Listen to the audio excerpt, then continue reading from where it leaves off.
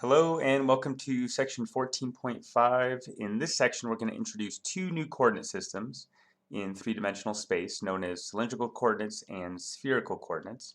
And then we're going to look at how to integrate in these new coordinate systems. All right, so we'll start with cylindrical coordinates.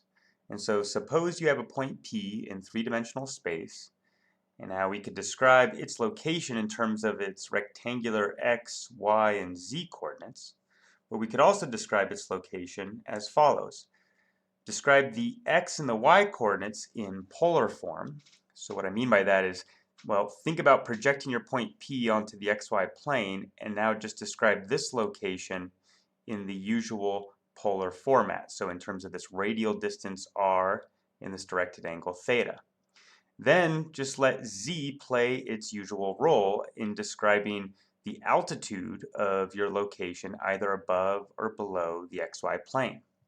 So I make this comment here that each point P in R3 has a unique representation in what we're calling its cylindrical coordinates, and the order there is r, then theta, then z, where we have these following relationships. The first two, of course, come from the fact that x and y are just in polar form now. And we're going to require that r is a non-negative value, that theta varies from 0 to 2 pi, not including 2 pi, and z can take on any real value. Okay, so with these restrictions, this representation for our location in R3 will be unique. All right, so a couple comments.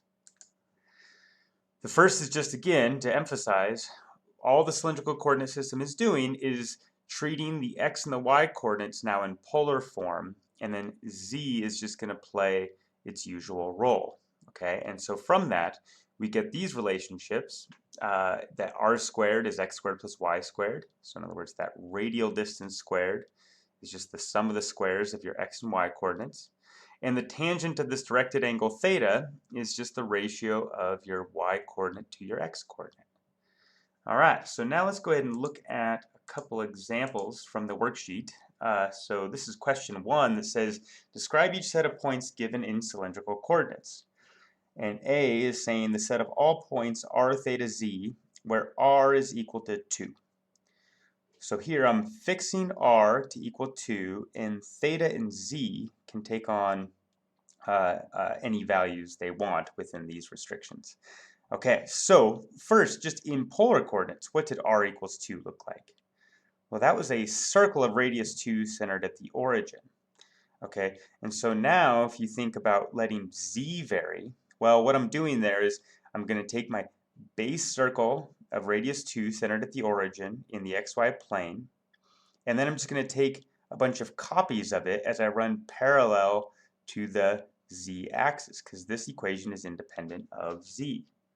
So in other words, what we're getting here is a cylinder with radius 2 that runs parallel along the z-axis. Now the equation r equals 2 is what we would call the cylindrical equation for the cylinder, and x squared plus y squared equals 4, which just comes again from this relationship right here. That is the rectangular equation for the cylinder. Okay, now it's no coincidence here that this cylinder here has a strikingly simple description in this cylindrical coordinate system, right? That's really where the name comes from. Okay, these cylinders here are a fundamental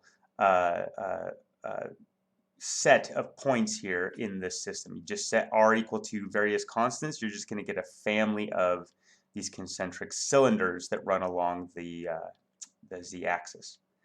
Okay, great.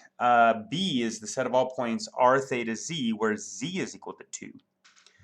Well now, right, I'm letting r and theta vary, and z has to be restricted to 2. And so that would just be describing what? Well, the set of all points at altitude 2, and r and theta, letting those vary, I'm just going to cover all points in the xy plane just shifted up 2 units. So in other words, I'm getting this plane z equals 2. All right.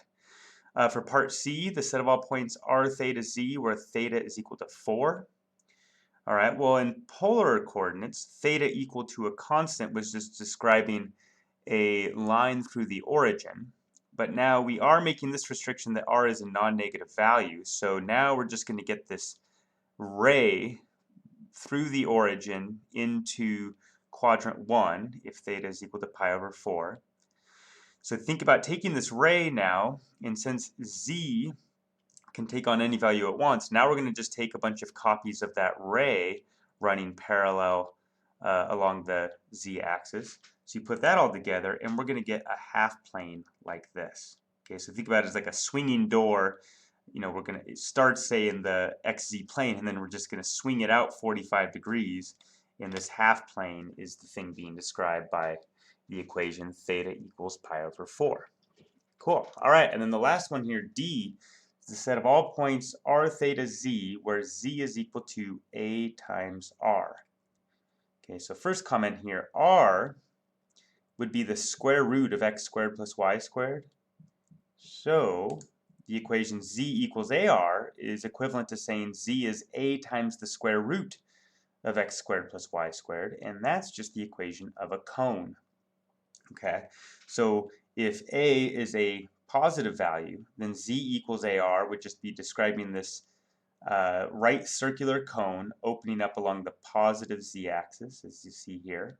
And then if a were a negative value, you're just going to flip this cone over, and you're going to get a right circular cone opening along the negative z-axis. All right, so this gives us a feel for some sets of points in the cylindrical coordinate system. In the next video, we're going to talk about setting up integrals in this system. All right, thanks.